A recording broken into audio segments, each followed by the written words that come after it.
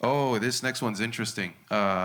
Wait, quick show. So, for those of you who did VFX, who does CGI? Does anybody do CGI here? All right. Okay. Okay. So this project never ended up happening, but nevertheless, it's like super interesting. It was for a documentary. A director approached me and asked me, like basically, he wanted to create this documentary about the world in 1,000 years and how it would look like there's glaciers everywhere and climate change has just, you know, made everything bad. And he was asking, okay, yeah, what can we do with AI these days? Because he had like really intense plans. Like he wanted there to be like drone shots, diving into crevices, and actually it's the subway. It's the subway, and actually we're in Paris. Like that. That was the entire thing. And so I was like, yeah, sure. There's a bunch of stuff we can do now. Just throw in a couple of shitty assets, make a bad camera move into this crevice with a free model of a train, which is not a Paris subway train at all, but whatever. Beautiful. And then you take that into Runway, which there's other models now that you can do that with, and you just regenerate the video. Make it look real. Now you can actually do that with a reference. So if you're really crazy, you could take the first frame, go to Midjourney, generate it, make it look like you want it to look, and then generate the video. And the crazy thing is, if you do that without the CG elements, you can comp them back in. Crazy. You could even, if I wanted to, I could probably render out a mask of everything that's in a crevice and splice two AI generations together. And then you throw in some motion blur, because otherwise you can tell it's AI. You can still tell it's AI, but, A for effort, right? And there you go. You have an actual scene generated with AI, and you can composite CGI in it. So I guess maybe this is only wowing 3 people here, judging from the amount of hands raised earlier. But I can assure you, this is crazy. Right? Now we're getting to the fun stuff. We're getting to the fun stuff. Maybe just some context. This project is a music video that me, Theo, and a bunch of other people worked on. When I was first approached to handle the post-production, I was like, yeah, AI, no way. It's just not there yet. You got to do it in CGI, man. That was kind of what I said. And then we started working on the post-production pipeline. We started setting up tools for when the AI artist would come in. And then, I think the very week we started working, Gen 3 came out. And we were like, damn, crazy timing. I mean, also the point of the music video was to do 3 minutes music video using only AI-generated content, and it was in August 2024. So it was like the very early stage of AI services that it can be quite interesting to use in terms of production, but it was like the very early stage, and yeah, it was like they were not looking for any real footage world, and they wanted to have the opportunity to go really deep into the direction. Yeah. And it's crazy to think that you just mentioned, it was in August 2024. I feel like I'm watching Georges Méliès or something. It's so old now. Whatever. Let's see.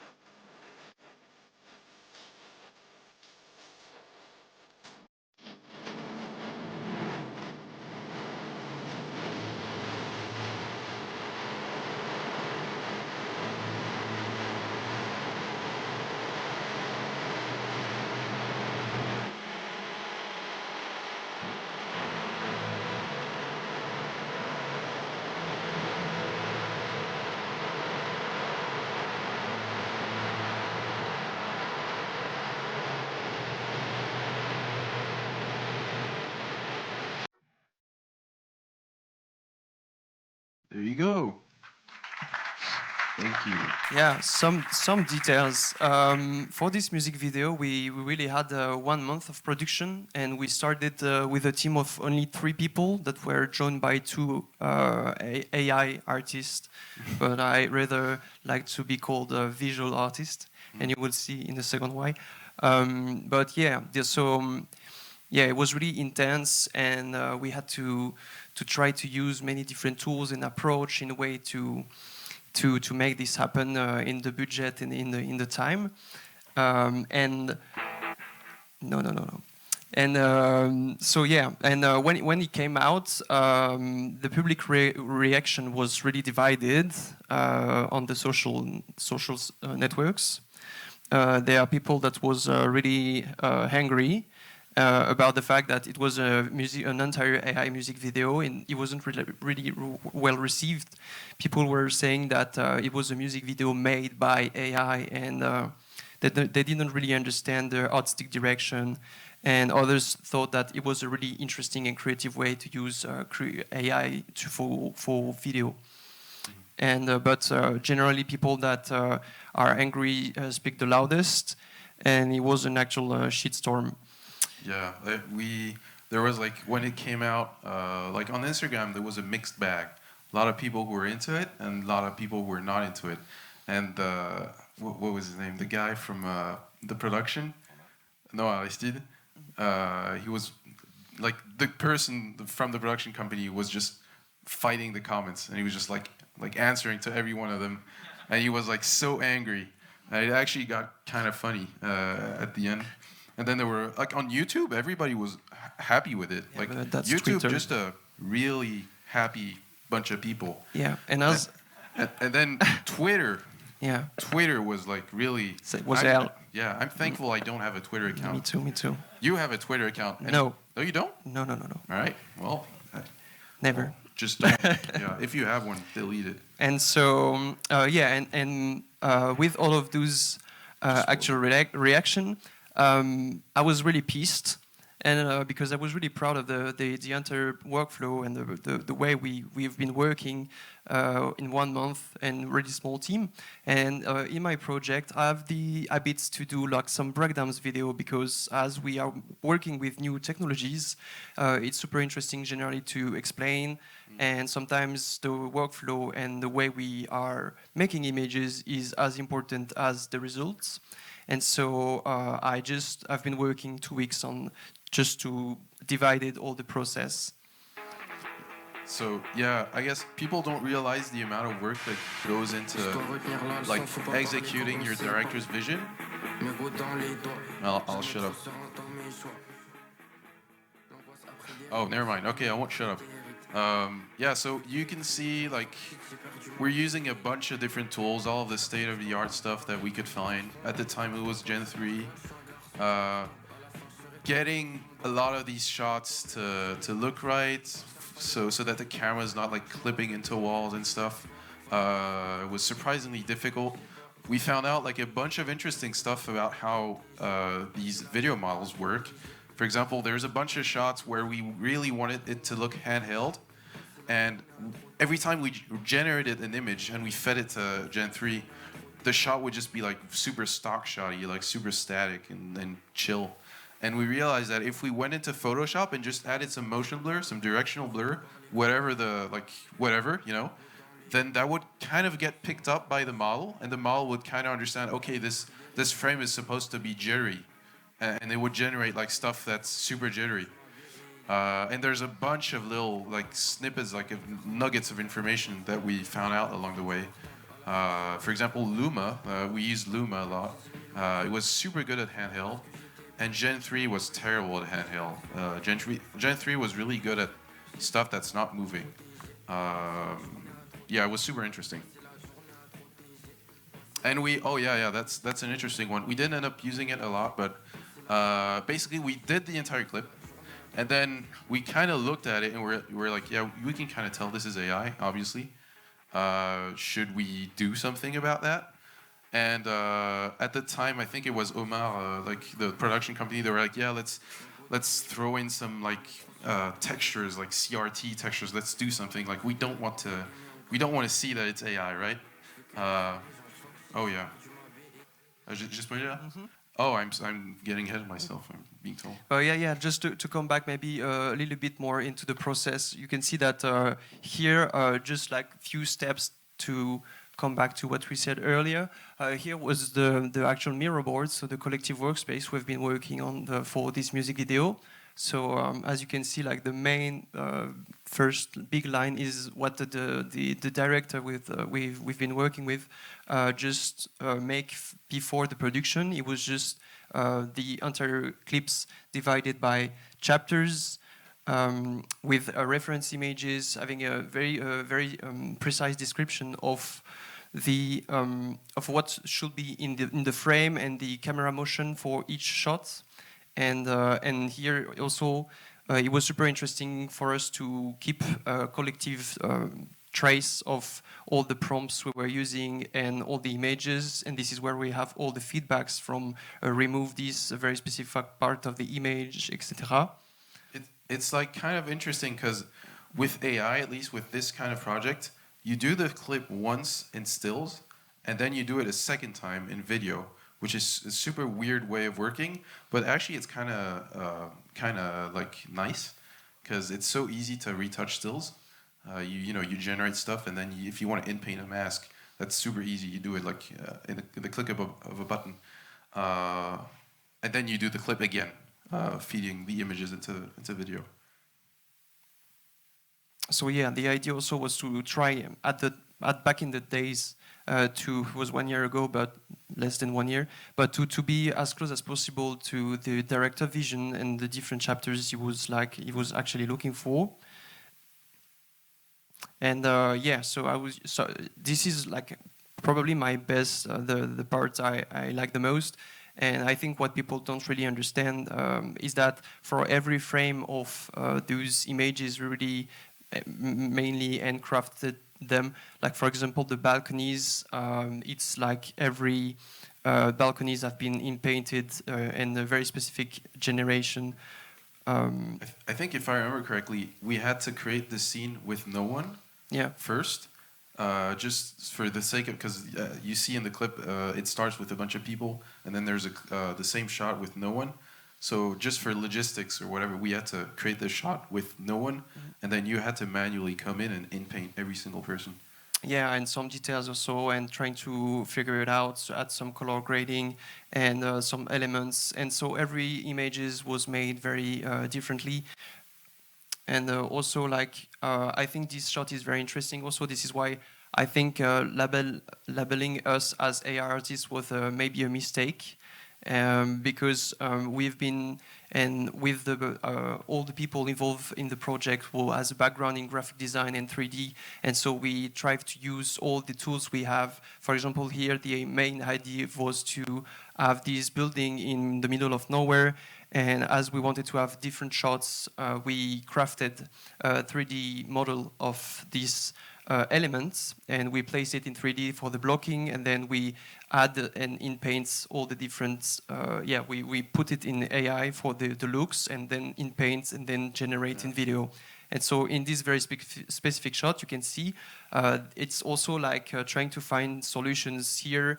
It's 2 different video generated that have been stitched together, and trying to find the way to make it the most naturally as possible. And here also, like something we saw when the behind the scene was released, is that it really interested the people in the architecture field, as it was like really once again the very beginning of AI videos, and I saw like a really intense reaction from them. I think because like the idea of making a blocking of a building and then trying to make different variations in terms of images, it was something very interesting pipelines. And the fact that we have a very pluridisciplinary approach in the way to make visuals.